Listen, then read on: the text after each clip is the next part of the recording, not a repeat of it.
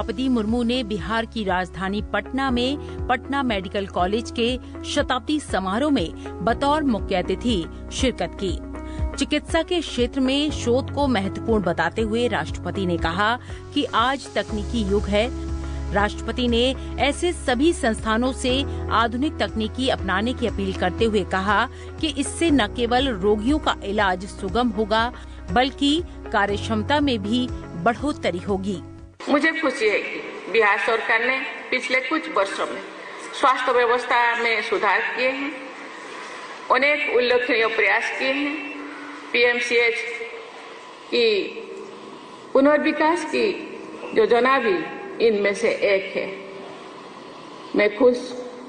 मुझे जानकर खुशी हुई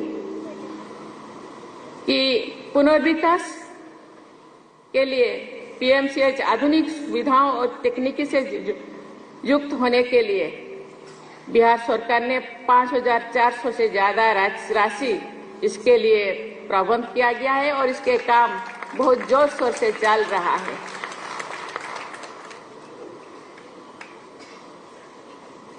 इसका बेड की संख्या की दृष्टि से विश्व के विशालतम अस्पतालों में से ये एक होगा। राष्ट्रपति ने कहा कि तकनीक के माध्यम से इलाज और शोध में किसी भी स्तर तक मदद मिल सकती है। इससे न केवल चिकित्सकों को बल्कि रोगियों को भी लाभ होगा। कैंसर को लेकर राष्ट्रपति द्रौपदी मुर्मू ने चिंता जताते हुए कहा कि इसके लिए स्वास्थ्य सेवाओं को बेहतर करना और शोध को बढ़ावा देना महत्वपूर्ण है। आज का युग टेक्नोलॉजी का युग है। मेडिकल के क्षेत्रों में भी टेक्नोलॉजी अहम भूमिका निभा रहा है। आर्टिफिशियल इंटेलिजेंस और रोबोटिक्स जैसे तकनीकी चिकित्सा प्रक्रिया को अधिक सरल और सटीक बना रहे हैं। मेरी इस संस्थान से जुड़े सभी लोगों से अपील है कि आप आधुनिकतम तकनीकों को अपनाने के लिए सदैव तत्पर रहें। इससे न केवल रोगियों का इलाज सुगम होगा बल्कि आपके ज्ञान और कार्य क्षमता में भी वृद्धि होगी। किसी भी संस्थान के निरंतर विकास में उस संस्थान के शिक्षकों और विद्यार्थियों द्वारा किए जा रहे शोध महत्वपूर्ण भूमिका निभाते हैं। मुझे ये जानकर प्रसन्नता हुई है कि पीएमसीएच में अनुसंधान और विकास को प्रोत्साहित किया जाता है। कालाजार और बॉर्न टीवी पर यहाँ किए गए शोध को दुनिया भर में मान्यता मिली है। टेक्नोलॉजी के माध्यम से दुनिया के किसी भी कोने से एजुकेशन, रिसर्च और ट्रीटमेंट में उस क्षेत्रों के विशेषज्ञों से सहायता भी ली जा सकती है।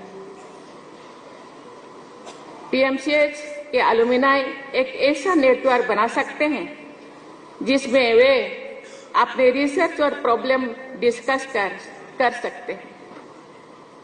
इससे न केवल चिकित्सकों को बल्कि रोगियों को भी लाभ होगा।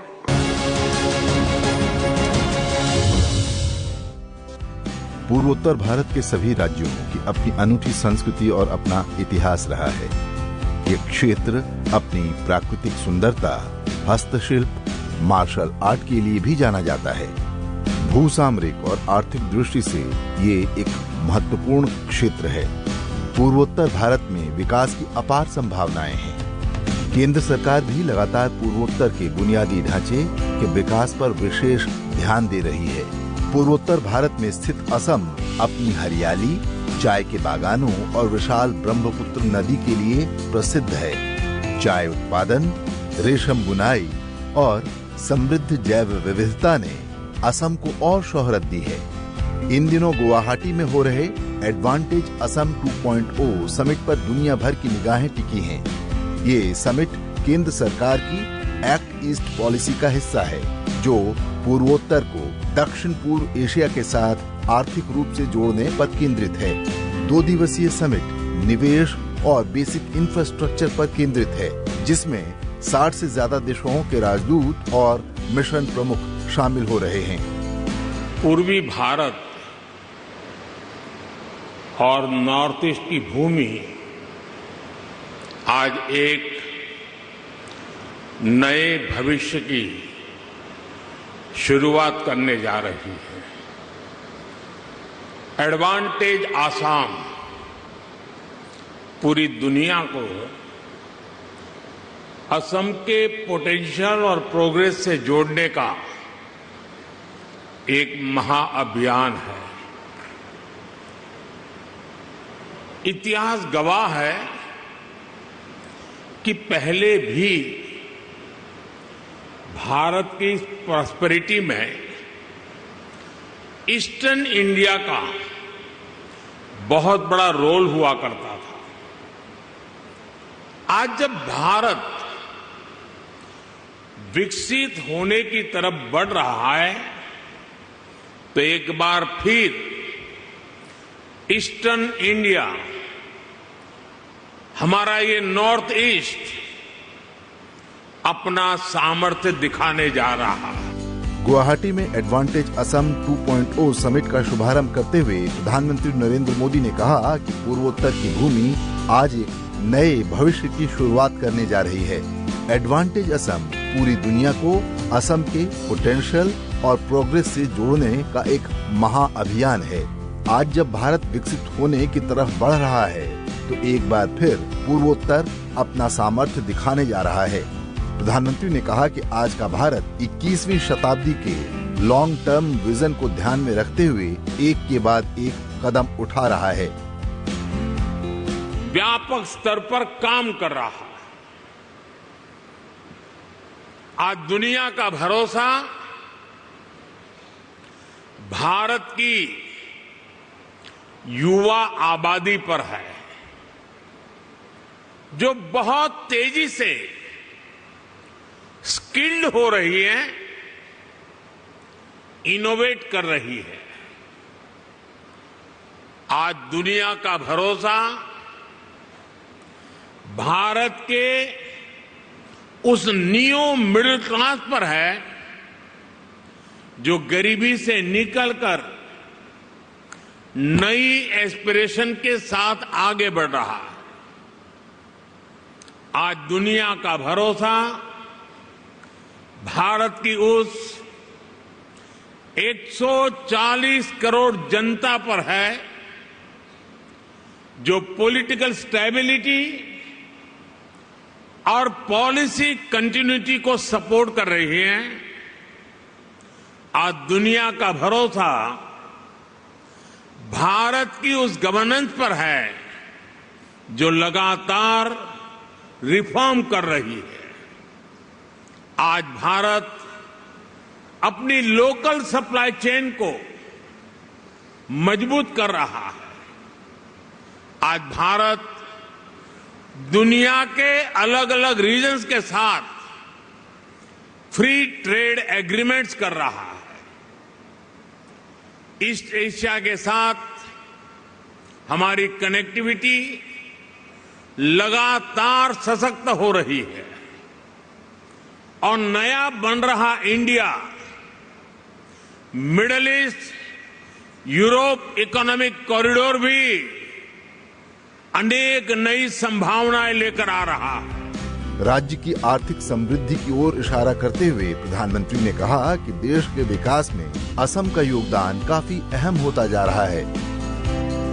असम में हुए ढेर सारे इन्वेस्टमेंट ने, आप सभी ने असम को अनलिमिटेड पॉसिबिलिटीज का राज्य बना दिया है। असम सरकार यहां एजुकेशन, स्किल, अन्य कई प्रकार के डेवलपमेंट और साथ साथ बेहतर इन्वेस्टमेंट एनवायरनमेंट पर फोकस कर रही है। बीते सालों में भाजपा सरकार ने यहां कनेक्टिविटी से जुड़े इंफ्रास्ट्रक्चर पर बहुत काम किया है। मैं आपको एक उदाहरण देता हूं। साल 2014 से पहले ब्रह्मपुत्र नदी पर बस 3 पुल थे, यानी 70 सालों में सिर्फ 3 ब्रिज। लेकिन बीते 10 सालों में हमने 4 नए ब्रिज बनाए हैं। हमने इनमें से एक ब्रिज का नाम भारत रत्न भूपेन हजारिका जी के नाम पर रखा है। असम को 2009 से 2014 के बीच रेल बजट में औसतन 2100 करोड़ रुपए मिले थे। हमारी सरकार ने असम के रेलवे बजट को 4 गुना से ज्यादा बढ़ाकर 10,000 करोड़ रुपए तक पहुंचा दिया। असम की एयर कनेक्टिविटी का उल्लेख करते हुए प्रधानमंत्री नरेंद्र मोदी ने कहा कि इसका तेज गति से विस्तार हो रहा है। आज भारत में इकोनॉमी के हर सेक्टर में, हर लेवल पर बड़े रिफॉर्म्स हो रहे हैं। हमने ईज ऑफ डूइंग बिजनेस के लिए निरंतर काम किया है। हमने इंडस्ट्री और इनोवेशन कल्चर को बढ़ावा देने का पूरा इकोसिस्टम तैयार किया है।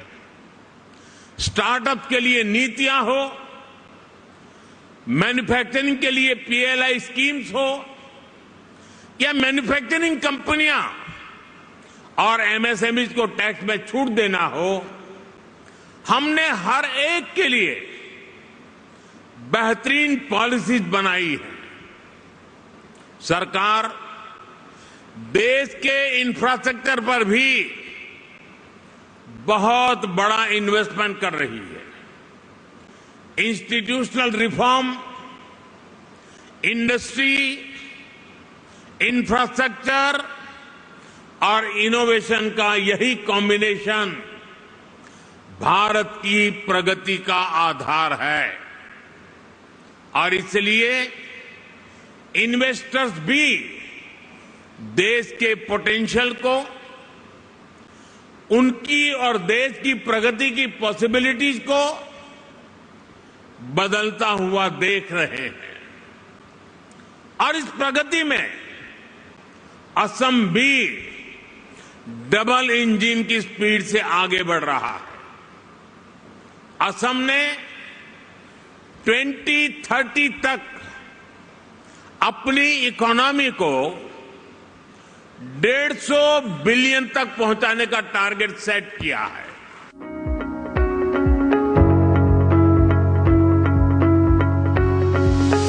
राजस्थान के जयपुर के कोटकावदा में आज लोकसभा अध्यक्ष ओम बिरला तोदी आदर्श विद्या मंदिर के लोकार्पण समारोह में बतौर मुख्य अतिथि शामिल हुए।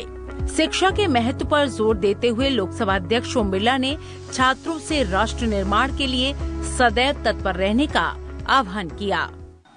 भारत में कोई भी संकट आए, कोई भी आपदा आए, और संकट आपदा को निपटने की क्षमता भारत के वसुधैव कुटुंबकम परिवार में है, जहां पर एक अच्छे संस्कार हैं। संस्कार समाज के अंतिम व्यक्ति के जीवन को बदलने का संस्कार। संस्कार उसको अच्छी शिक्षा, संस्कारी शिक्षा के साथ उसके जीवन के चरित्र निर्माण, क्योंकि जीवन के अंदर शिक्षा केवल व्यक्ति के निर्माण का काम नहीं करती, शिक्षा उसके जीवन के हर स्तर के निर्माण के साथ शिक्षा उसके जीवन के परिवर्तन के अंदर एक महत्वपूर्ण है। और इसीलिए भारत की धरती पर हम आज भारतीय शिक्षा पद्धति से, जहां पर अपनी भाषा के अंदर हम अपनी भाषा के अंदर एग्जाम दे सके, अपनी भाषा में पढ़ सके, अपनी भाषा में बोल सके। भाषा व्यक्ति के संबंधों को जोड़ती है। भाषा व्यक्ति के निर्माण के साथ उसके चरित्र निर्माण के अंदर भी भाषा का महत्वपूर्ण स्थान है।